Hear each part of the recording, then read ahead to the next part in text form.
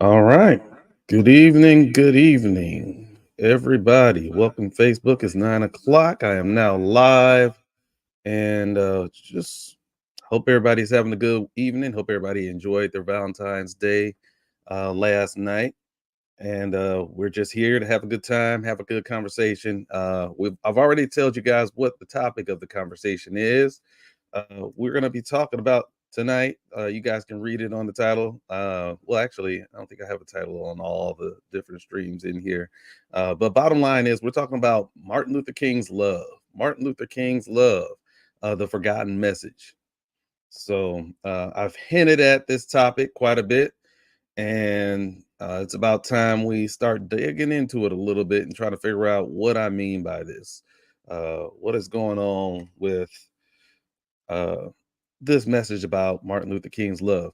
Now, first to start off, anytime you talk about Martin Luther King, we all know what quote first comes to mind when people talk about Martin Luther King, right? He's most known for his quote dealing with, not treating people by the color of their skin, but by the content of their character, right?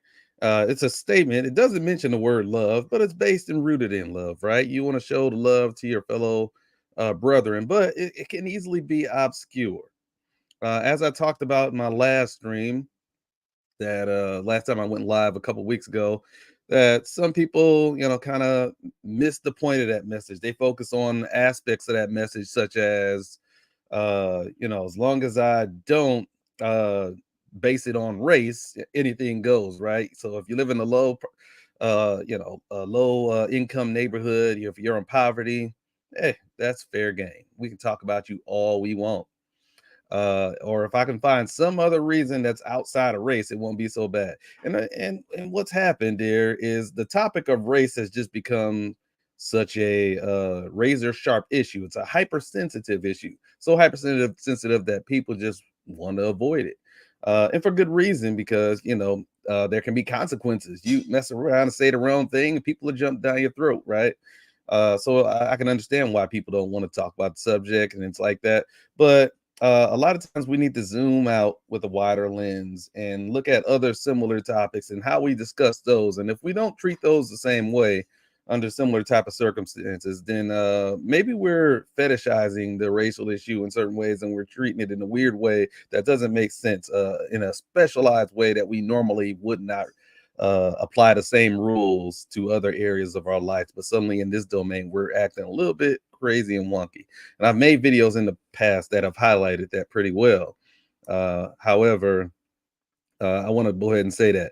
However, that's not really the topic of this discussion. I don't want to get too far off track because we do have a lot to cover tonight, and I don't want to, make do more, hold you guys any longer than I really need to. So let's go ahead and dig on into it. So Martin Luther King. I said that his message was about love. And anybody who studied Martin Luther King, has listened to his speeches and read his books, they know that love was a big, huge topic. If you're familiar with a lot of his quotes, you may have seen me post some on my pages. Those are things that tend to show up quite a bit. He even has a book titled "Strength to Love." All right, and that's an interesting title there. So that's, you've got love in the title of your book, and you actually talk about the strength to love, as if it's not something that just comes easy. It actually takes somebody strong to be able to love somebody, which is interesting because there are some people out there that are quick to call you a snowflake if you show a little bit much empathy, too much sympathy, and all this other stuff, right? And snowflake is the idea behind that is that you're actually soft, right? So we're going to try to get into the weeds of all that. What does he mean by it requires strength to be able to love somebody? Well, think about it this way. Have you ever had somebody who was difficult to love? Right? Have you ever had times where, maybe the right thing to do was to hug somebody, but you didn't want to hug them? You ever gotten a argument with, a conflict with one of your siblings and fighting and all this other stuff? Your parents come in and tell you now make up and, hug each other or kiss each other on the cheek, right? What was your reaction? Did you want to do that? You end up doing one of those little half hugs, like, yeah, you didn't want to do it. You didn't want to do it, right? So we are all familiar with that type of thing. It actually takes strength to be able to love people despite the circumstances, no matter what is going on. All right. So he has a book titled that. And that's important to take note of. But what I'll do is I'll also run down a list of some other quotes that he mentions, just so we can get familiar with some of the things that Martin Luther King has said about love. That some quotes that just stick out in my mind that I like. Here's one. I have a dream. Really need to do the voice? Do I really need to do the voice, or can I just, read it? I'll read it in my regular voice. I won't go too deep into it.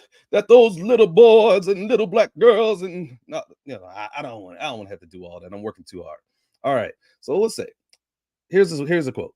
I have a dream that my four little children one day live in a nation where they will not be judged by the color of their skin, but by the content of their character. That's the basis one that doesn't even mention love, but it is rooted in love. Let's keep going. So now the rest of them will actually mention love. Here's one. There can be no deep disappointment where there is not deep love. Think about that. When you're disappointed with somebody let you down, when you're deeply disappointed by somebody, it's because you love them. You love them, you saw the world, you had high hopes and everything. And if they stepped below their character, they did things they weren't supposed to do, and that's where the disappointment comes in. Sometimes disappointment is a sign of love. We kind of miss that because we focus on the disappointment. We're ready. We're in clapback culture. And clapback, when you start clapping back on everything people say, somebody has something to say about you. But what about you? Sometimes sometimes we clap back just on simple criticism. We need to be critical of each other. Criticism, that's how you grow. That's how you learn from your mistakes. And people got to help you see your blind spots and point those out, right? But sometimes people are hypersensitive and they see criticism as attacks. And so then instead of responding in the spirit of love, it's clap back. I'm gonna talk about you too. All right. But sometimes people are disappointed and they have reason to be, and it may hurt us to know that somebody's disappointed in us.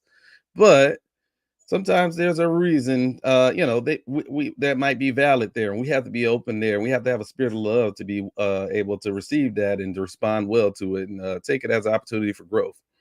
All right. Here's another one. Another quote. Love is the greatest force in the universe. It is the heartbeat of the moral cosmos. He who loves is a participant in the being of God.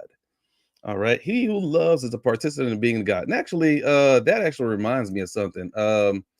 There's a verse in the Bible because we are talking about a Baptist preacher here. So I will go into religion a little bit. For the most part, this is stuff that even if you're secular, you would agree with. Let's see. I'm gonna go to, actually, I think Second John has it in there. I need to look it up real quick. Let's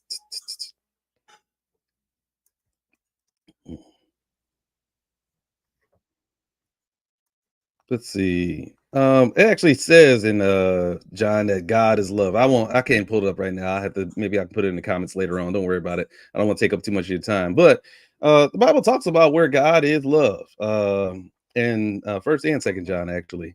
So those are that's an interesting quote, and it's just something that a connection that I drew in my mind right there as reading it there. But when you talk about the greatest force in the universe, well, some people will call that God, right? Oh, if God is love, then love is also the greatest force in the universe. And the Bible says that God is love. So, that's actually consistent with Christian theology. It's the heartbeat of the moral cosmos. He who loves is a participant in the being of God. So, if you really want to be about God's business, if you call yourself a Christian, what he's saying is that love is the route that you do that there. And actually, let me go a step further there. There is a verse that I'm familiar with in the book of Matthew. Matthew book 20, chapter 22, verses 36 through 40, where someone asks Jesus, "Say, teacher, what's the greatest commandment in the law?" And Jesus replied, "Love the Lord your God with all your heart, and with all your soul, and with all your mind. This is the first and greatest commandment. The second is like it: love your neighbor as yourself. All the laws and the prophets hang on these two commandments." All right, I'll repeat that last part. All of the law and the prophets hang on these two commandments. Remember what those two commandments were: love God with all your heart, mind, soul, and mind. Right. So, in other words, loving God is the first commandment. And the second part is loving your neighbor as you love yourself. So loving everybody else. Love God, love everybody else. Those two things, that's what all the commandments are based about. So you can talk about every commandment you want to, but they're supposed to be built upon love, that's what the foundation of it is. And if you miss that foundation, if you try to become too legalistic in laws, but you're empty of the love part, you've not carried out the law. Essentially what he's saying there. So if all of the laws and all the commandments, all the prophets and all that stuff is all built and hangs upon lie, this whole Christian philosophy is all built upon love. That's consistent with what Martin Luther King is actually saying here. So I'm trying to build an argument here. There's a lot of folks that are highly religious and want to be consistent with their theology. So I want to make sure we have a good foundation and basis, because love should be the foundation for which we build our belief sets on. We have a lot of ideologies around here. A lot of people are conservative, liberal, progressive, Republican, Democrat, libertarian, moderate, and all this other stuff. And they have these different ideology, feminist, there's the red pill communities and all, whatever. All right. There's a lot of different ideologies people cling to and kind of hold up as somewhat of their own god, so to speak. That doctrine is what we do. And if you cross that doctrine, social justice doctrine, whatever that happens to be, then that's when you're walking out of line. That's what guides my life. You're starting too high. There's a lot of pieces in that doctrine that were webbed together and thrown together that you don't even know what really is underpinning it all. So simple. Sometimes it's good to start with a simple foundation, love, and we build on top of that. And from that base, that's where other beliefs are. And if it's not consistent with that, we throw it out. And if it is, we can work with it, right? It has to be. I'd say two things: love and truth. Those are the two things that I personally build my foundation off of. Love and truth. Those are the two things that I want to make sure I try to get right as I go about and as I deal with people, because my belief system and things that I believe in. So if there's not built upon love and truth, then those are things that I don't want to have a part of me. And that's why sometimes when people listen to me, I sound different from a lot of other people. I say things that are different from the common narratives everywhere else that everybody's used to hearing about. And that's because I'm working from a different foundation. Right. So I'm not doing the same things everybody. I don't just follow along just to get along. I really try to do this thing and work it out right, and I take put a lot of attention and effort into what I'm doing and because that's the lamp that guides my path. I don't want something else that somebody else built guiding my path. So I throw all the ideologies aside and I say, hey, we're gonna do. I call it the Chris ideology because this is my life and this is what I'm following. But I'm doing Chris. I'm doing love. I'm doing truth. That's what it is. And when it comes to truth, there's only so much truth that we can know, right? We have to, and I am a mathematician by training. I've been trained in how do you prove things correctly to know, what types of things are truth, so on and so forth. So, and I take that serious, and not just in the math classroom, but how I approach things in life and how things add together and make sense, how I make logical deductions and all of this other stuff. So, so I take a lot of that stuff serious, and even when I don't know the truth, right, I have the humility to be able to admit that I don't know the truth, right? Because and that's the thing. A lot of people feel like they can't admit that they don't know something. It's okay to not know nothing. All right, to not know something. We all don't know something. We can't know everything. I think the smartest people are the people that know the boundaries of the knowledge. And some of the anti-smart, I don't want to use certain words that Facebook flags or anything, but some of the most anti-smart people, they are the people that are the most confident in knowing everything. All right. So the people I respect most, they're a little bit more humble about how they go about things. They have a lot of humility. All right. So with that said, we know love's greatest force in the universe, all that good stuff. Let me go to the next quote. So I don't want to get too deep into the week and get too off track.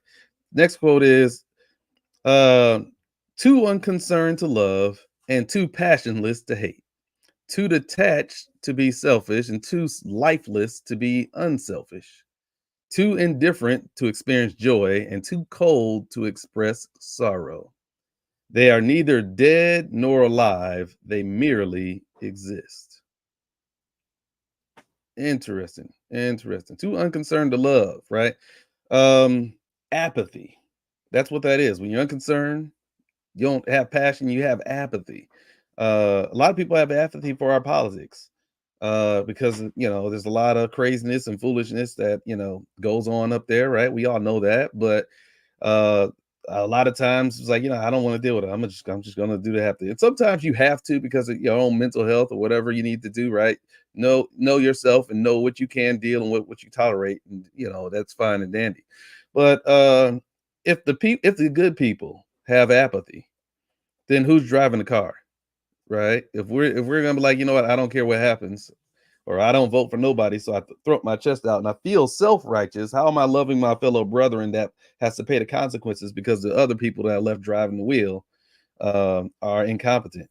All right. So sometimes an act of love, treating your neighbor as you would love yourself, right? You're looking out for other folks. Sometimes that means that you don't have the privilege to be apathetic. That sometimes you have to be active in things that you may not otherwise want to be active in order to have the impact and carry your weight of concern. Because we live in a democracy here where your vote's supposed to have some type of weight and supposed to matter and have some impact.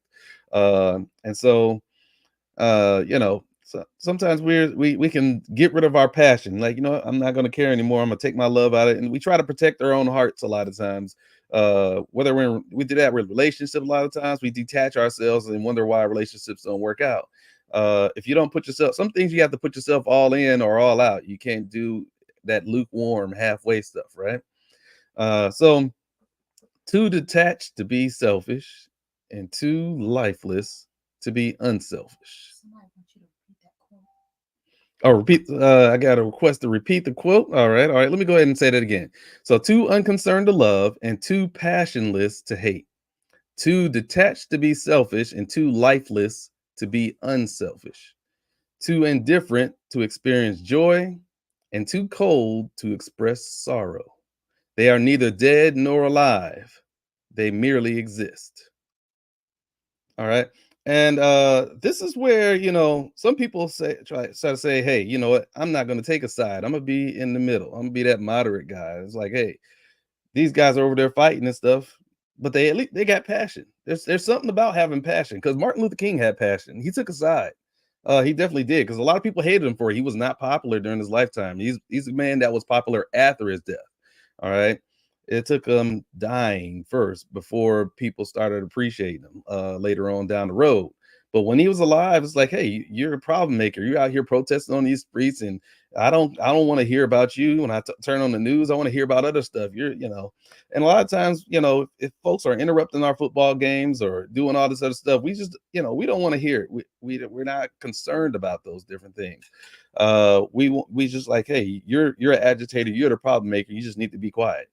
But sometimes you need to bring stuff to people's attention. And I talked about in the last video how technology helped bring issues to the forefront that people were in denial of. Denial was the main issue. Technology in the form of photographs and video cameras to, for the people being attacked with the peaceful marchers being attacked with dogs and hoses and all that stuff. Those different things had to evolve to make a difference. And of course, those video cameras were huge back then, so hardly anybody had it unless you were a news person. But over time, technology evolved to where they got to be on a cell phone. Okay, so everybody has one in their pocket. Now all of a sudden, a whole bunch of stuff is caught in there, and it's harder to deny as time goes on. You can get more and more of these videos, and that's what were key things that created change. Being able to have that evidence to be able to see things, but please know, Martin Luther King was not like while he was alive. He took a side on issues. And sometimes people like the comfort of just being passionless and unconcerned. And just I'm a mind my own thing, right? I'm a detached from everything. I don't have life and energy. Uh, that doesn't necessarily mean that you're good. There's not necessarily a virtue in being on the fence about things in life, basically. All right, and abstraining for different things. So that's something to think about. If you truly love somebody, sometimes you take a side. You go 100%. I know that, of course, there's places in life where moderation is the good thing to do, right? Let's say when it comes to eating, you don't want to eat too little because and starve, but you don't want to eat too much, right? As well. So when people say everything in moderation, well, I wouldn't say everything. Sometimes you need to be all on one side. I don't know, should you, since you unlife innocent children or something. It's like, no, I'm gonna take a hard stance on one side on that, right? So a lot of be careful with doctrines and again the ideologies and putting yourself in some type of label. Make sure you're lining up with love at the end of the day. All right, let's go ahead and get to the next quote. It is not enough to say we must not wage war. That part's in quote. We must not wage war. So it's not enough to say we must not wage war. It is necessary to love peace and sacrifice for it. We must concentrate not merely on the negative expulsion of war, but the positive affirmation of peace. All right, I'll say that again. It's not enough to say we must not wage war. It is necessary to love peace and sacrifice for it. Wow. It's not enough, a lot of people hate war, right? A lot of people hate all the bad stuff going on, hate the politics, hate all this other stuff, right? It's easy to hate. That's the easy thing to do. You don't have to teach anybody to do that. Nobody struggles with that. All right. You can hate if you're Republican, you can hate a Democrat easily. If you're a Democrat, you can hate a Republican easy, right? You can, hate when they're in office and everything that they do, every criticism that they you agree with it when it's the other side, right? Hating is easy to think, but it's not enough to just hate war. You got to love peace. um Peace doesn't just come on its own. It doesn't just matter. You have to love it and sacrifice for it. It comes a cost. When people say stuff like freedom isn't free, same thing's true about peace. Peace is not always free too. You sometimes you got to be willing to sacrifice for it. Think about it this way, Christian people. Most famous book in the verse in the Bible, John 3:16. For God so loved the world, love, right? That he gave his only begotten son, gave his son, that's a sacrifice, right? So put two and two together. He's in line with your doctrine here. This man's preaching out of the book. But so in the rest of that, we must concentrate not merely on the negative expulsion of war, but the positive affirmation of peace. Okay. What are you sacrificing? What energy are you doing to create peace, to preserve peace? All right. Because if you're just sitting there on the sideline, just hoping everybody stays peaceful and just watching, and what energy are you putting into being peaceful? Why am I even here right now talking about this subject? Nobody told me to do it. Um, Sometimes you have to sacrifice. I got other stuff I could be doing. But sometimes you have to make a sacrifice in order to get what you want. If I love peace enough that I'm willing to sacrifice my time, my effort to do things that I don't have to do to teach people lessons that nobody else is teaching. And if I go all over the internet, nobody's talking about what I'm talking about. Okay. And a good portion of the stuff that I talk about and all the videos that I do, you won't find anybody else talking about the stuff I talk about. um that's if nobody else is saying it, I can Google all over the place and like I'm trying to find the message that needs to get out there. I can't find somebody else saying it. Guess what? I have to create that message myself. I have to sacrifice for it because I love it enough. All right. Next quote. We must develop and maintain the capacity to forgive. He who is devoid of the power to forgive is devoid of the power to love. There is some good in the worst of us and some evil in the best of us. When we discover this, we are less prone to hate our enemies. I'm gonna say that again because this is a big one. It really is. It's a foundational one. We must develop and maintain the capacity to forgive. He who is devoid of the power to forgive is devoid of the power to love. There is some good in the worst of us and some evil in the best of us. When we discover this, we are less prone to hate our enemies. One of the biggest things that allows us to hate the people that we don't like. Again, I bring up politics a lot. People hate the other side. We reduce the humanity of somebody else when we just say, "Hey," we just say, "You know what? This person's evil," and label them as that. So when it says that, there's good in the worst of us. So think of the worst person. Who is the worst person? Hitler. Who? Think in your mind who the worst person is. He's saying that there's even some good in him. All right. And think of the best person, whether Martin Luther King might be the best person, right? There's even there's evil in him. There's things that he did wrong. And I don't want to, get into, the things that he's done. The FBI will surveil him. They know about some different stuff and they tried to shame him in different ways and make him look bad and stuff. But uh bottom line is nobody's perfect out there. All right. I'm not perfect. Nobody's perfect out here, but there's good in the worst of us. There's evil in the best of us. At the end of the day, we grow up watching these cartoons and shows on TV, where essentially, there's the good guys and there's the bad guys, right?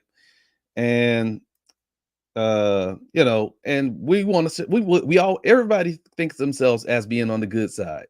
Everybody, everybody, even Hitler, he thinks he's on the good side. He thinks he's doing the world a favor by doing what he does. Even though it's horrible, he thinks he's good. Trust me, everybody thinks they're good. Everybody, your worst enemy, people that get on your last nerve, something wrong with them. Everybody thinks they're the good guy. They think they're justified in everything that they do. And when you realize that fact, um, there comes a point where you have to say, that applies to me too. Not just my neighbor. It's like, yeah, I can see that's true, man, because I could argue all day and they justify anything. No, no, no. You too. You look within oneself. That's where the mirror has to reflect back at that other person, not the person sitting next to you, but look at yourself and say, hey, I think I'm right all the time. Where could I be wrong? Wait, could I be so, feeling like I'm righteous and going after all this other stuff and be totally on the wrong side? Just because you have good intention doesn't mean that you're doing the right thing. Um, so bottom line is when it teaches you to have a little bit of humility that why do I need to hate my brethren and write them off as the forces of evil necessarily just so I can attack them all full force and go all out and not feel bad about it. All right. So sometimes we do that to give us the leverage to dehumanize people so that we can attack them in certain ways. Think about again, Christian folks, right? This is MLK giving a message. Well, when before Jesus Christ was crucified on the cross, there, you know, he was betrayed by Judas and all that other stuff, right? That's how the story goes, whatever. And there were people ready to attack, and Peter was pulled out his sword and ready to fight and all this stuff. And Jesus was like, "No, no, no, put that up. We're not even going to fight to try to defend. Why would somebody that's under attack, that's about to be executed, say, hey, don't even try to defend yourself?" At the end of the day, when you realize that and by the way, Jesus has a mission, right? He has a higher calling. He's worried about saving people spiritually, not their spiritual life more so than their physical life. So there's a perspective that's going on here. And bottom line is, if he understands that if somebody's going to try to attack him, then there's something that they're misunderstanding. They're lost. They're thinking that they're doing something good, but they're mistaken about something. Sometimes when people are cussing you out, those are appeals for help. Sometimes something's wrong with them. When you see somebody with a mental illness, sometimes, right, and they're acting up, it's unfortunate. Sometimes the police just shoot them up. Pow, pow, pow. You call the police, say, hey, help me with my friend, my brother, whoever, he hasn't taken his medicine in a while or whatever. And all of a sudden they come on the scene and it's like they're acting funny, they're not following orders right. At least, better safe than sorry. Pop, pop, pop. Sometimes if you take this better safe than sorry route, you know, you end up missing out on the opportunity to love somebody, to bring them back to where they need to be. All right.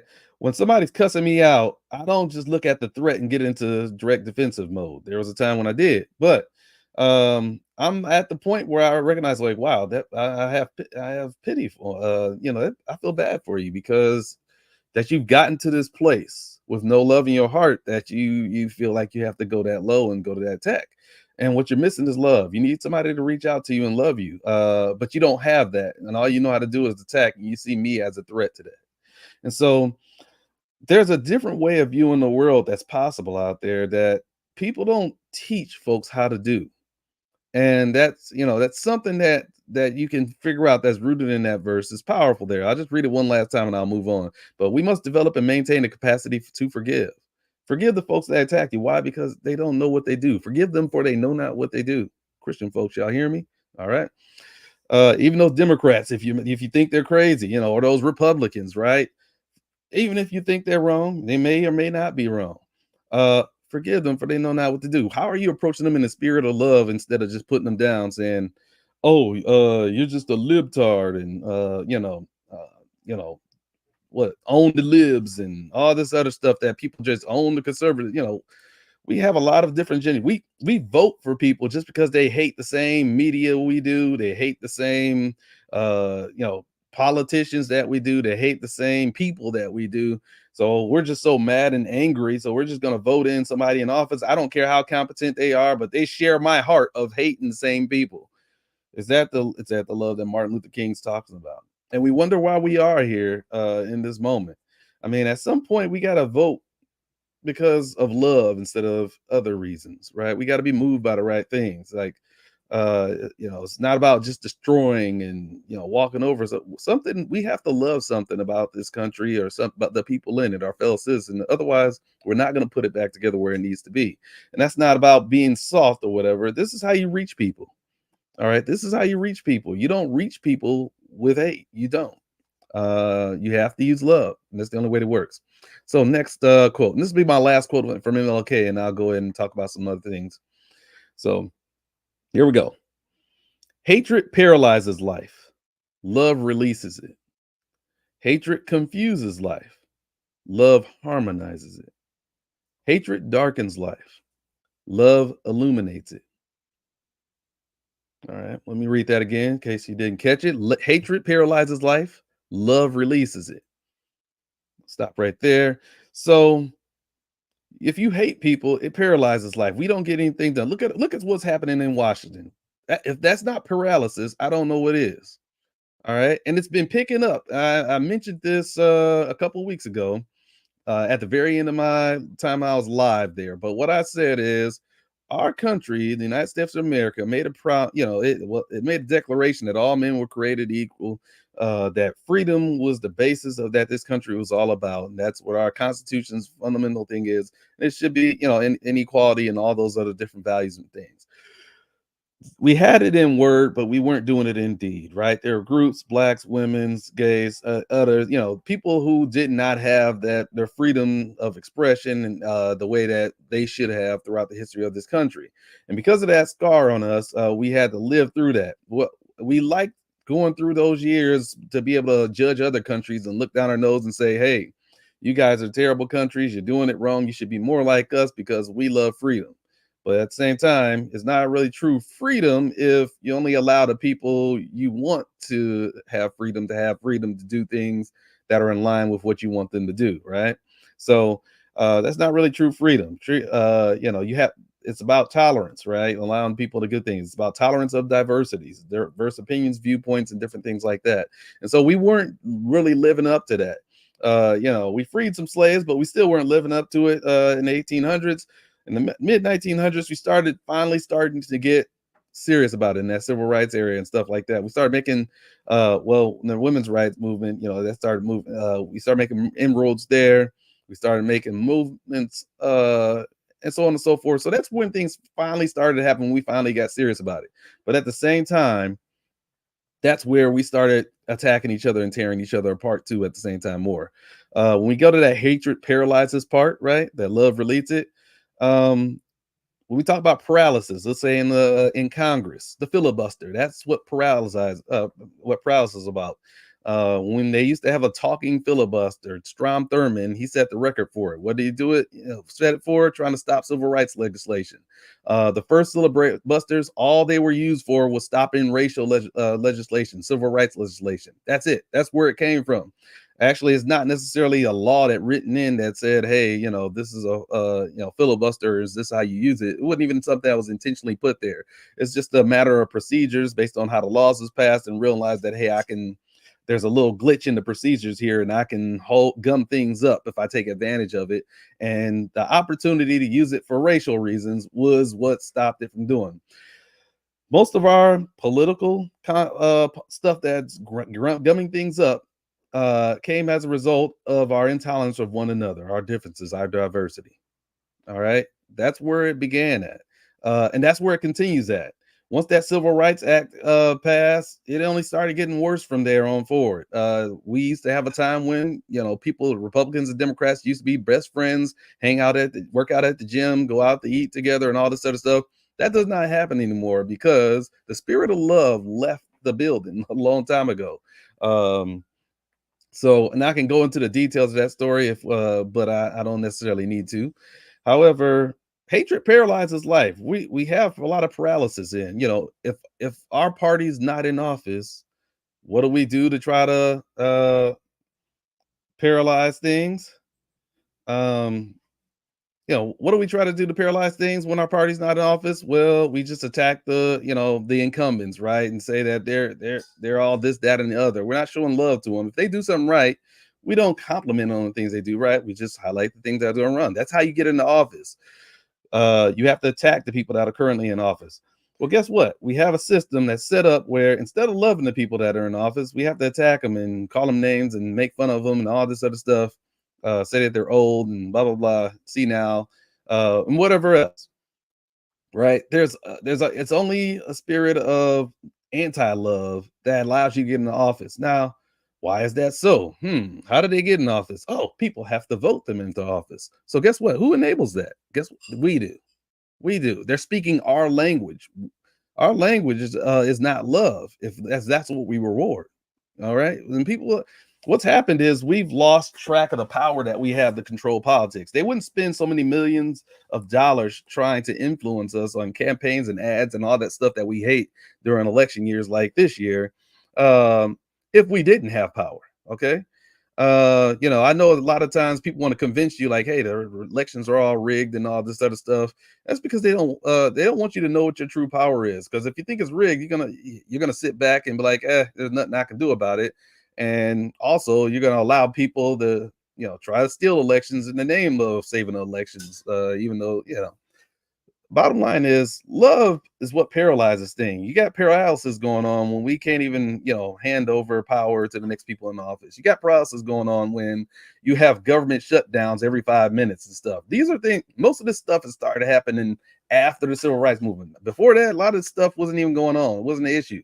There's a lot more kumbaya. Now, at the same time, there's kumbaya to a certain extent, but again, there wasn't diversity. There's a trade-off of things. You didn't have the diversity, you didn't have the tolerance, you didn't have the freedom for everybody in the different minority groups. But for that limited group of people that did have power, which was pretty much white male Americans, they were on the same page with each other, right? They had that homogeneity, and they were on the same page. But once it started being shared around, we started trying to walk to the trueness of the nature of what we said in the Constitution we wanted to do. We also started making paralysis. And you have people that are trying to gum up the process. And one of the top issues right now today is democracy. Whether our democracy will still hold on, is our this what do we call it, experiment that we call America under threat to be changed irrevocably forever forward, because some folks are not feeling this transition that's going on. But what's the biggest issue a lot of folks are talking about these days? Woke, woke. That's all about the diversity and different issues and stuff, right? The people who feel like it's an existential crisis based on these issues. Some of the other issues of the past, people used to worry about, make sure people have health care, who has the best plan, who has best fiscal policy. All that stuff is going to the wayside. Woke is what drives. That's the main thread that drives everything today. All right, and we hate our neighbors. We don't like our neighbors. What's a sign of that? Well, what's been going on? We've been having mass shootings like crazy, or I'll call them. I want to make sure I use good words so that things don't get flagged in social media. But mass pew pews. That's what we call them. Pew pew pew pew. All right, mass pew pews. So we have mass pew pews, right? They've been going. They started out, maybe Columbine type thing, but they just been picking up in frequency. And every time one of those happens, what are we trying to do? I wonder who did it. What color were they? Were they black? Were they white? Were they Hispanic? Or what demographic was it? Did they attack some LGBT people? Was the shooter some incel or what? All this other stuff, all the demographics and different ideologies and all the backgrounds. We're looking for somebody to blame to turn against each other when those things happen. And actually, most of the time it's somebody in some type of demographic. I pretty much say with about 100% certainty that usually when those pew pews happen, the person that committed the pew pew was somebody that didn't feel loved. Name me one time somebody feel like we can go to the, I don't care who you think is the lowest of the lowest when they there where the shoe is, because what Martin Luther King just said, even the worst person has some good in them, right? So let's go to the incel, for example. Maybe he does some horrible thing. He's mad. He's not able to find love in his life. And by the way, if people aren't familiar with that term, it's involuntary celibate. That's what that incel stands for. But anyways, it's somebody, it's usually men that typically men, some people use it for women too that struggle, but that aren't able, they're celibate, but they don't want to be celibate. They're not able to get into relationships with women. A lot of times it might be social factors, maybe they're socially awkward, different things like that or whatever. But anyways, there's a lot of people disheartened. They feel like, hey, they get a bad rap. The world tells me that if I do A, B, C, and D, that I should be able to live a good life, be able to have some love in my life, blah, blah, blah. And all of a sudden I'm not getting that. I'm not getting love. So I'm angry and I'm mad. What do people do when they talk about incels? I mean, do you hear a lot of people having compassion for the incel when they're talking about them? No, no, there's no compassion. They're usually making fun of them. I mean, people use incel as an insult, right? If you want to talk about somebody and insult them, just call them an incel. All right. So people who lack love in their life and compassion, they lash out eventually, and you get the pew pews. All right. And that's just one example. All right. But we know we have people that are shooting up, the LGBT and all in Orlando, right? The gay club or whatever that was there. You have black supermarkets and campuses and churches that are attacked all the time, right? So a lot of the white supremacists, those are some of the largest frequency terrorist attacks. There are a lot of people who will I don't know, they will try to distrust our institution and FBI. They must be making stuff up just because they don't want to believe that certain demographics are under attack or have to face certain things, because we don't have love for our fellow brother in nature, a brother next to us. It's crazy. But love is really the foundation of all the problems that you see going on in this country right now. Every single last one. The major issues that are going on, love is the foundation of it. There's a lack of love, and it's causing folks to lash out. And these things are increasing in frequency as we struggle to love our fellow brother and neighbor. We're turning against each other, and you're seeing it happening here. Um, in 2016, we Russia, they started influencing, trying to have their influence on election by putting out ads and all this other stuff in social media and so on and so forth. Uh, for what they wanted. And if you when we look back at what kind of ads and stuff they put out there, they tried to divide us amongst these different demographical lines, right? To make us not like each other, to hate us and not show love to one another. They're exploiting us for the exact things that they know will make us turn against them. We're falling for a hook, bait, and sinner. It's working. Whether we know it or not, we might think, we've changed our ways, and maybe it's not going to be as hard for them to have their little, I don't know what they call them, their little internet hacker farms and stuff, whatever, to have an influence on us. So now we're good, but we still hate each other. So the message still working. It's still reverberating. It's still getting results to this day. We're going down a path where certain things are getting worse. It's like gravity to a certain extent. It's like, the people that do show love, that understand how this thing works, that are serious about it, they see it happening, but it's kind of like gravity where everything is pulling down to earth. You can try to throw some stuff up in the air, but it goes up for a little bit. It was still coming back. Things are coming back down. And that's because people are in autopilot mode. They are conforming to the ways of the world in ways that aren't true to what Martin Luther King's love message was all about. And that's why I say his message is forgotten. We've lost the foundation of what his message was all about, loving our brother and sister. We really truly have. And I say we, I mean we all need to take responsibility for it. Don't just look at the person next to you. Look at where is your I shouldn't have to go through every single example throughout our society and explain to us. Well, in fact, let me help you guys out. Let me do the help, because nobody else is saying it, so I have to. Sorry about that. But I'll try to make sure this video doesn't go beyond an hour. So by 10 o'clock, we're gonna wrap this thing up. But I'm making headway here. But let's go ahead and let's go ahead and talk about it. So um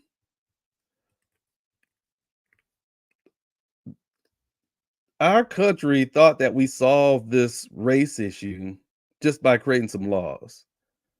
All right. Remember, Martin Luther King's message was about love. What law did you see passed that required us to love one another? You didn't see that, right? There's no law for that. You can't, and even if there was a law, how do you enforce that? It's not something that you really can enforce, right? So there's nothing that forced us to love one another. You have that freedom to not love your neighbor, but it's about time we start, figuring out who are the people that are really about love and who are the people that are not. Okay. Who are the people that are down for love and who are not? I mean, because it's good enough. A lot of people is like, hey, the law only requires me to do this. I'm free to not be loving beyond that. Okay. Civil rights act say I can't discriminate. So as long as I don't make it obvious that I'm discriminating to where you can't trace it back, then fine. I can get away with doing what I want to do still to a certain extent. I just got to make sure I tiptoe around and don't break the law. Right. And those are things like, let's say, for example, when it comes to voting, right? They have those, there was some, literacy tests. Hey, you got to be able to read in order to vote. It's like, people coming straight out of slavery got to be able to know how to read when you had previously banned them from knowing how to read. So that's how you're going to stop them from voting and minimize the amount of people that are voting. Okay. That's a way to attack people by race without talking about the word race, right? Or, maybe I can get around the laws by doing stuff like, instead of literacy tests, well, we'll do poll taxes, right? Make everybody pay this big old huge poll tax. Well, not everybody. See, you can get exempt from paying it due to a grandfather clause. So if you had a grandfather who voted in the past, you don't have to worry about it.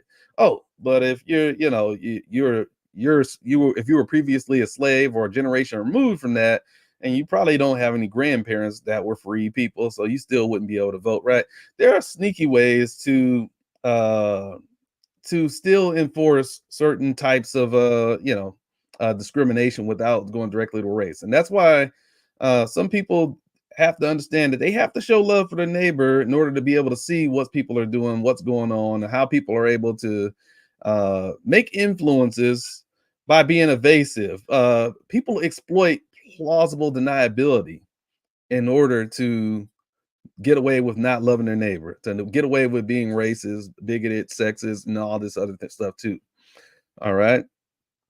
And we have to love our neighbor enough to be able to not because there's usually two different camps. There's usually people that are easily dismissive of anything. Was like, if it's not directly an N-word rant or something like that, it's like, oh, they're not doing it. They give the benefit of the doubt anytime somebody accuses of racism. It's like, oh, that's not racism, whatever. It has to be something very explicit. Otherwise, it's not. And so therefore, in those particular cases, if you don't want to do any intellectual thought, you want to be intellectually lazy about it, you don't want to have to deal with it because you're fatigued, you're tired of dealing with the racial issue, right? And I can understand. In this America, when we say, hey, we need to talk about race, we seems like we've been talking about it for a long time, but well, think about this video right here. How many times have you had a conversation about race that have had level of quality, level of depth? Well, sometimes it's not about the quantity of talking about race, it's the quality of the conversation. If we're not having a good quality conversation, we're not doing anything. So we have to be a little bit better about what we're doing here. All right. What are we here? What are we here for? What are we doing here? So plausible deniability is a big tool that's used to as a weapon, and we just have to be awake. But we don't have to be on one extreme of where nothing's racist unless it's super explicit and obvious. Maybe if they go on an N-word rant, I'll give it that. But otherwise, if I don't hear anything explicitly race, I'm not going to be able to see it. I'm blind to it. I'm colorblind. I see no evil. There we go. I've met the Martin Luther King standard of making sure I didn't base it upon race. Right. All right. So, but that's just people trying to avoid, being caught up in the cancel culture aspects of things, right? Where if you say the wrong thing, you get flagged or whatever. So if I don't say it and I have the plausible deniability, then I can't get in trouble, right? And that aspect of things, let's not get caught off guard here, right? The cancel culture existed for minorities first because, right, LGBT people couldn't, they had to be in the closet. That's the type of cancel culture. You can't even come out the closet openly and be what love the way that you want to love, right? So that's its own form of cancel culture. You have with race, Emmett Till whistling at a woman, or if you do the wrong things the wrong way, you're going to get canceled by lynching and beating and so on and so forth. So that there was and that's the extreme form of when it gets physical. But there's a plenty. I know plenty of black people that uh know that they can't bring up certain topics at work and have to walk on eggshells, and otherwise they have to risk losing their job. I don't know where Colin Kaepernick, he wanted to, peacefully protest and do his thing and use his free speech or whatever. The president said get him fired, get the F out of here, or whatever he said. I know he said a curse word in it, but that was a cancel culture there too that showed up, right? Nobody calls it cancel culture when it goes that direction, because usually it's only applied to the majority culture. That we've noticed the cancel culture. It didn't get that label until cancel culture applied to the majority. And it didn't start happening until after the civil rights movement, right? So as we start turning into the 70s, now the majority culture for the first time could start being canceled. And people thought that, hey, we'll use this to right some of the wrongs of the past. We saw those videotapes of those dogs attacking those peaceful protesters, and we've killed all these civil rights leaders, Medgar Evers, Martin Luther King, Malcolm X, and all this other stuff. We feel kind of bad about all of that. We have as technology has evolved, we can see the light. We can't deny that these things are going on anymore, and so we want to make sure that people know that we're serious about this thing. We're going to turn some corners, make this right. So one of the tools we're going to do to try to get us on the right track, we're going to get basically canceled. We didn't call it cancel culture, but we're going to start canceling folks who do racist stuff. All right. And that was a decision that white people made, because black people couldn't make that decision, right? If they could have made that decision, they could have canceled white people a long time ago, of course, right? So white people were trying to solve an issue, and they saw that as a tool to be able to get there. However, that tool has been weaponized. It's been used to attack people, to take advantage of folk, to get rid of your enemies, especially in politics, right? I'm going against this person and make it a whole lot easier if I can just turn them into a racist or bigoted, sexist, whatever else I can call them, um, so that I can easily defeat them and win my victories, and or shame the people or promote my views a lot more easier without anybody saying anything negative about me. We see cancel culture happening online. We see people say stuff we don't like. Oh, what's wrong with you? And all this stuff. And we call you acting sassy and whatever.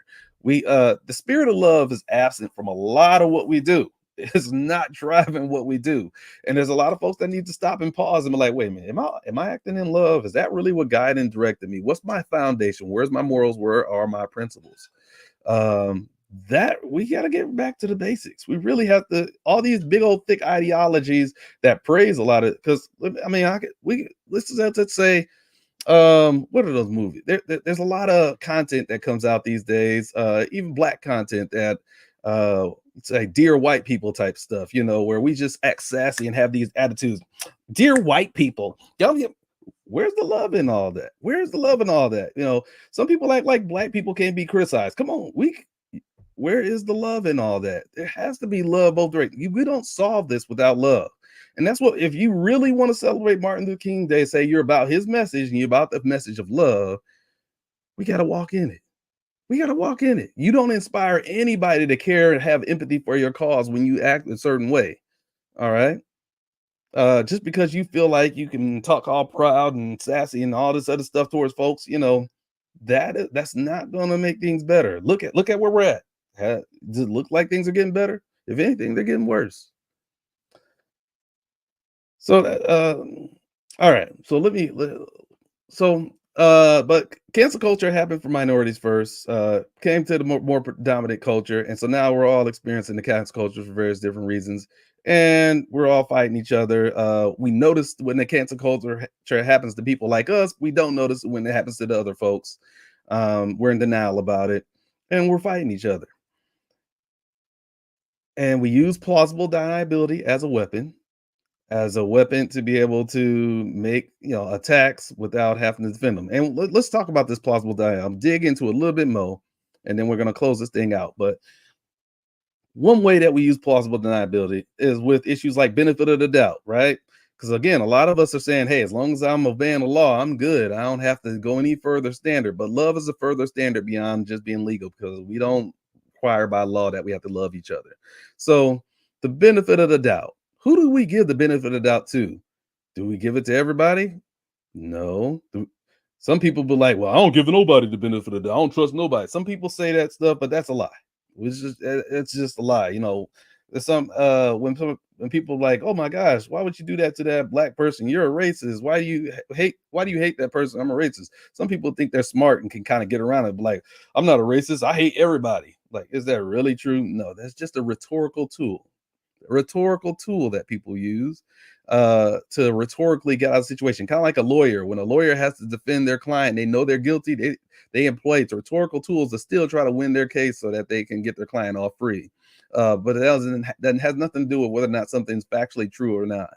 All right. But the bottom line is, we give the benefit of the doubt to some people, all of us, every single last one. But there's other folks that we don't give the benefit of the doubt to. All right. Let's take police brutality and racial how does applied with race, for example, right? You can see a video, and it's whether it's Joy Floyd or some other video, pick and choose which video you want. But you can see that video and it's terrible, horrible, and then it shows all this other stuff, whatever, and you agree it's outrageous, whatever.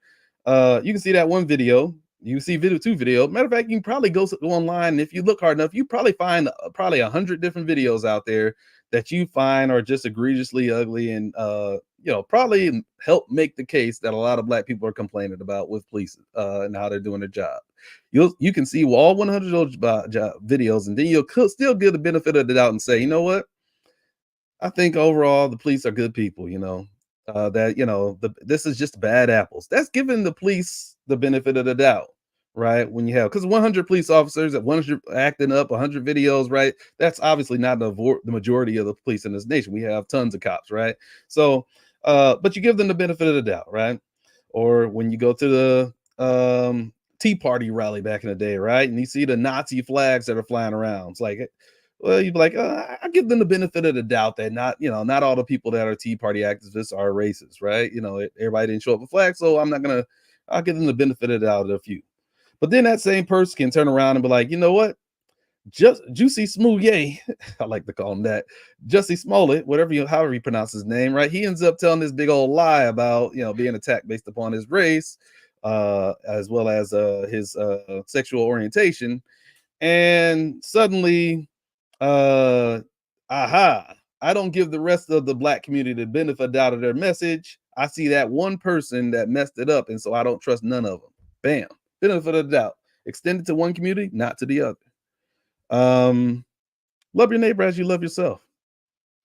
At the end of the day, it's golden rule. Treat other folks like you want to be treated. Sometimes we give the benefit of the doubt for certain crowds when we just don't give it to others.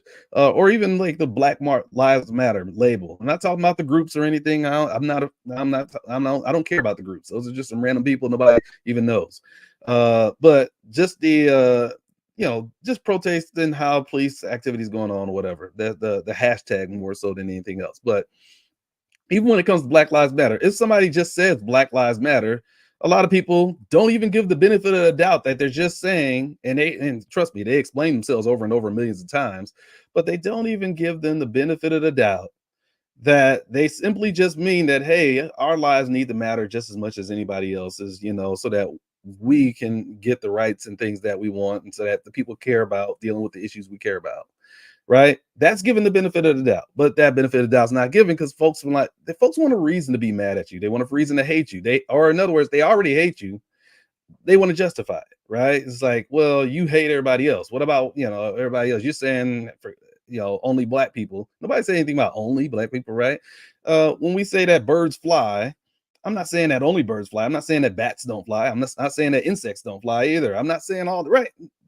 We make new rules for the English language suddenly, just so that we don't give the benefit of the doubt to the people that we want to attack, the people that we don't like, the people that we hate. And that comes down to proximity. I call proximity how close someone is to you, how much you love them, how much you trust them, right? When people are close to you, when you love them, you give them the benefit of the doubt, right? If I love the police, I'm gonna give them the benefit of the doubt. That was just bad apples. But if I don't love black people, when I see some black people like that, I'm not gonna give it a bit of the doubt. Is there a lot of violence that happens in the, a disproportionate amount of black violence committed by black people? Absolutely. The stats are what they are, right? That's disproportionate. But even if you look at, let's say, all the murder, every single last murder by a black person over the course of the year, that's still and let's just assume that each one was committed by a different black person. Now, of course, probably some of them were committed by the same person, but just for the sake of argument, let's say they're committed by a totally different black people. That's still less than 1% of the black populations responsible for those murders. So while black people might commit a disproportionate amount, that's still less than 1% of black people. But what people will do, they say, okay, based upon the actions of less than 1% of black people, we're going to write off black people as just being, hey, there must not be no racism, even though the rest of the black people, the other 99% that didn't commit those crimes, uh, we're going to write them off too and dismiss their message and their complaints and their concerns, not give them the benefit of the doubt that they're speaking in good faith on anything just because I have some statistic here that allows me to be able to do it. Where's our benefit of the doubt? Where's our love there? Right? The way that we even weaponize our arguments shows how we do our love. Let me repeat that again. The way we weaponize our arguments shows where our love is. It shows where our heart is. All right. And these are things that we have to pay attention to if we want to be a better people. This is the lost part of the Martin Luther King message. Nobody else is telling these stories like this. So I'm going to tell you. Let's do more examples. Even the burden of proof, the burden of evidence when you get into debates and stuff, I mean, let's say if you're, a Trump supporter, for example, if somebody's attacking Donald Trump and you're a Trump supporter, the burden of proof is pretty high before you say he's guilty of anything. Some evidence can come around and you're like, it's gonna get pretty high, right? But then maybe if you're not a Trump supporter, the burden of proof starts getting a little bit lower, right? So and that's just how it ends up being, right? When you're attacking the people that you don't like that are on the other side of the aisle, the burden of proof to get to the point where you think that they're guilty, um, or even if you see a little bit, I'm gonna make up my conspiracy and fill in the gaps and discount you and all this other stuff just so we can write you off. But now let somebody come with that same standards. Well, we raise a higher bar of proof suddenly before we throw the people we like and we love, we have close proximity to, under the bus. We don't throw them under the bus easily. If you think about the people that's close to you, somebody says, hey, such and such did this, and that's your best friend, that's somebody that you love. How quick, are you just going to take that at somebody word of mouth? But suddenly, if the right person come to you and said the right thing about somebody you don't like already, that's somebody that you don't have close proximity to, somebody that's not your neighbor, somebody that you don't know that well, and that for some reason you don't trust, even though you may not know them, but for some reason you don't trust them. But if they say, hey, like let's say Candace Owens, for example, at what she made some video that went popular around that George Floyd time, that said that black people just want to celebrate criminals, right? They celebrate criminals and cultures. They didn't even know that George Floyd had a criminal record, right? But she used that incident. She looked it up, found out that he had a criminal record, and was like, these are just black people that want to celebrate criminals. Most people, black or white, didn't even know he had a criminal record at that time because it didn't really matter because it was irrelevant to the case. But she used it as an opportunity to throw black people and black culture overall underneath the bus. And a lot of folks didn't give black people the benefit of the doubt, didn't show that love, and so they were lovingly willing to throw us under the bus because of that. Those are the things that happen, when you don't work out of a spirit of love. So what's guiding you, people? I don't know why they don't teach this stuff in schools. Maybe I'm gonna have to teach it. I don't know, but I'm bringing up topics like race and all that stuff, and we have legislation going on that's going to try to take this stuff out of it. So it seems like the only way you're going to learn is on the internet with me here. So especially in the state of Kentucky, we're about to pass some more laws or whatever. So, but anyways, let's move it on. There's places where we can bridge gaps here. Think about it. Trump, let's look at Trump supporters and the issues of the Black Lives Matter, black people and stuff like that. There's common ground that could be had there. Let's say Trump supporters, they got mad at the FISA warrants process for part of the early investigations in Donald Trump in 2016, the FISA warrants against Carter Page. When that happened, they got down hard and that process, how these people able to do it, and The only explanation they were willing to they wanted to jump to the conclusion is that it's politically motivated. Now there's been investigations into it. They weren't able to find any evidence that the political bias is the reason behind it. And just because there's not evidence doesn't mean that that's not the case. But bottom line is they had none of it. That politics was what was driving it. That's what Michael Horowitz concluded in his report. But when it comes to processes like warrants, how our criminal justice system does these different things. These are things that Black people complained about for decades, right? The oversight of the warrant process. There's Breonna Taylor case and stuff like that, right? These are things that everyday Black people have had questions about and wanting to reform better oversight instead of just taking the word of hey, I'm gonna file this warrant, just take my word and rubber stamp it basically as a process. Um, because one thing they did say about that at that study about FISA warrants is, you know, it may be possible that the sloppiness that they do may just be standard practice because they don't have oversight the way that they need to. There's nobody watching them or whatever, and nobody cared to watch them, despite years of Black people complaining. Nobody cared to watch them. But it wasn't until Trump got in trouble that suddenly people started caring, right? So there's potential for commonality there, right? If we love our neighbors, there's potential for commonality. If we don't just want to get our privileged prize politicians off the hook, and it's not just about the politics, but we actually care about the issues, there's common ground there.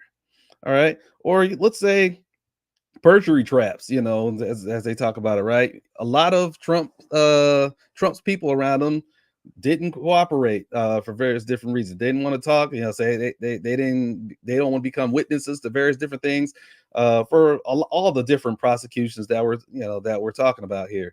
So um so they are fearful. They call it a perjury trap, that and then you really have to prove perjury. It's not just if you tell the truth, you can't. There's no way they can get you in a perjury trap. For number one, there has to actually be evidence. If there's just a he said, she said, you're not going to get caught in a perjury trap based on that. You have to, really be able to prove perjury actually happened. But anyways, people use that as an excuse uh, to not tie and figure out what's going on because again, they want to be a witness to something, mess around, say something that's not true, and get caught up in it, whatever. That's the reason for it. But in other words, they had a lack of confidence in the prosecution, the system, the criminal justice system. Guess who also had a lack of trust in the criminal justice system? A lot of Black people. And when they have that lack of confidence, sometimes they lack cooperation with law enforcement. Stuff happens in the community, they don't snitch, they don't tell, because it's like, man, the police were harassing me the other week. Why am I going to call them? There's a lot of when it comes down to, there's a lot of people who for decades said they don't understand, they don't get why Black people do what they do, but now they're showing that they actually understand why Black people do what they do because they're doing the same thing. All right. Because they just write off the Black people as having a victim mentality. Well, do they write off Trump as having a victim mentality? Probably not. Probably not, right? But we all know that Trump does a lot of crazy, silly stuff that that he's his own worst enemy a lot of times, right? He sticks his own foot in his own mouth and does things that he probably shouldn't do, and people advise him and say, "Hey, that's probably illegal, or it's probably a bad idea. You shouldn't do it." But he's boneheaded, and just wants to do what he wants to do, right? We all know these things are true, and if it was a Black person, I guarantee you it'd be like, "Hey, that's a victim mentality." There's common ground of understanding that's potentially there. It's love that's blocking it. It's love that's blocking it. It's love that's blocking it. Okay? I can't say it any more clearly, all right? It's proximity. How close you are to somebody determines how you treat them, how you use logic, how you weaponize it against people and for yourself. And we have to get out of this game if we're going to come back together as a people. All right? I think I'm gonna leave it there. I think I'm gonna leave it there and call it a night. I think I do have some comments on here though. Let me go ahead and read this. Let's see. Black people have the right to make mistakes in life and not get killed for it, like white people. Absolutely, I agree with that. Thanks, Kim. We're taught to we are we are taught to hate labels. The labels We have been provided by the government meal. This is all philosophical at first. I hate this person label because they won't defend my right to discriminate against that person label. But down the road, many of us assume the right to hate actual individuals, real living people, for the reason we hate the label. Taking a philosophical stance is much different than hating real human beings. But the line has become so blurred. Absolutely, absolutely. What people often say is, you know, I might hate what you do, but I don't hate you. I don't hate the person, right? I might not like that my child did a bad thing or whatever, but that doesn't mean I don't like my child, right? Um, but we understand that when we're talking about our children because we love our children, right? That's easy. Everybody gets that if I talk about my child. Um, but when it's somebody you don't know, you don't trust, we don't give that benefit of the doubt to apply those same levels of reason to their situation. Um, let's say, for example, um, let's suppose somebody is a stepchild, and maybe they don't feel like they're getting the good end of the stick from the parents. Basically, they're not getting the fair treatment from the parents. They prioritize and favor, they play a little bit of favoritism with the other kids, and that happens, right? Some of us parents, we play favoritism, right? Some of our kids are easier to get along with than others. Some of them get on our nerves and different, and so sometimes, hey, we might gravitate a little bit more towards one or away from the other, and it's not something that we necessarily consciously aware that we're doing all the time, right? People do get bad and it sticks. We try to deny it and say, "Oh no, we love them all equally," because it sounds terrible to say that we don't. But at the end of the day, it's our actions that speak where our heart is, right? A lot of times, and um, those things happen, and we actually don't always write off people so easily. If a child were to say, "You know what, I'm get because of this, that, or the other, I'm a stepchild or whatever reasons going on, I'm getting the bad end of the stick from this situation." I'm not being treated fair. And so, people are morally open to give that a reasonable doubt. But if a black person were to say, "Hey, I'm not getting a fair shake in what's going on here," some people are going to all of a sudden go to automatic doubt. Automatic doubt needs a little bit more proof than they might need for one situation versus the other. They're not even going to ask any questions in one, whereas the other one, they're going to like, no, I got a high standard of bar before I go here. Part of it, again, is the nature of how we've fetishize the race issue to where people don't want to even go there the same way we go with others. And I think to a certain extent we need to de-fetishize it. That might sound scary for some folks. Some folks have loved using it as a weapon in various things, but I think that sometimes we need to just cool the temperature a little bit, lower the stakes, so that we can deal with these things the way we need to deal with them. I don't need to destroy your life in order to have a conversation with you about race. I really don't. But if I love you enough, I bet you I can get you to understand my side. I bet you if you show this video to somebody, you know, that before watching this video probably doesn't agree with anything I ever said before in my life. Show them this video and show the love that I show in the video and how I speak my message. And guess how much they agree. They end up agreeing with me. I don't care what side of the political spectrum you on, because I talk about it a different way and I talk about it with genuine love, and people see that in me, and I'm willing to stand on it. I'm willing to stand on it, and I dare them to, I dare anybody to come in the comments and say anything differently. But if you do, I'm gonna show you love too, and I'm gonna correct you in love too if I have to. All right, but there's a way that we have to go about things if we want to have an impact. There's power in love. All right. And it takes strength to love. This is what that's one of the first quotes I said. Not quotes, but that's the name of Martin Luther King's book, Strength to Love. And if you need something to read over the course of this year, 2024, that's one of your goals, to read more books, throw that book into the mix. You need some strength to love. Well, Martin Luther message, it got lost, it's got forgotten, and we're gonna discover it again. I don't know how it got lost. He got a whole book by the name of it, but we're bringing love back. I'm bringing love back. I'm acting crazy, don't know how to act. So love your neighbor. You really do. You need to love your neighbor. I'm just gonna close this out. I'll like this video, share this video. If you got something good from this video, leave some stars. Support what I'm doing, right? Because like I said, I'm making a sacrifice of love. It's taking my time. It's taking a lot of my effort. do what you need to do to to support the effort so that we can keep moving these things further and making a bigger impact. All right, I'm breaking up a little bit. All right, but yeah, like, share the video, tag people in the comments, people that you think need to hear this, that can get something from this.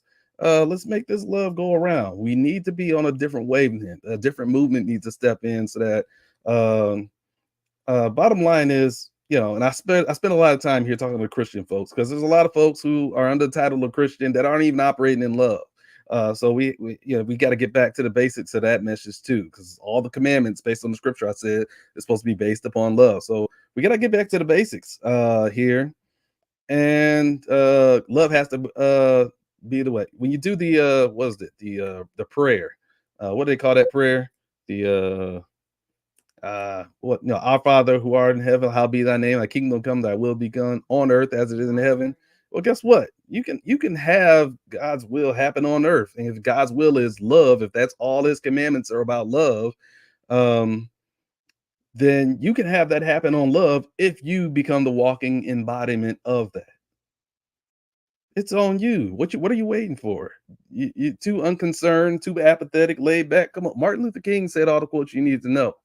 I'll put the quotes that I said in the comments right after this video is posted.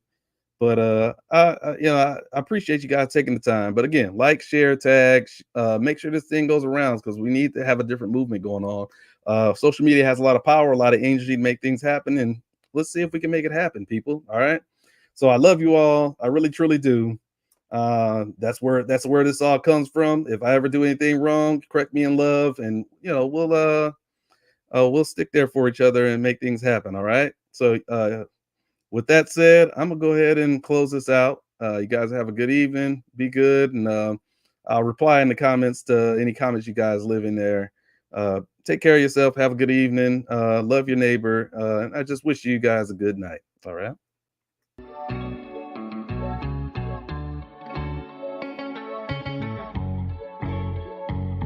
I have a dream.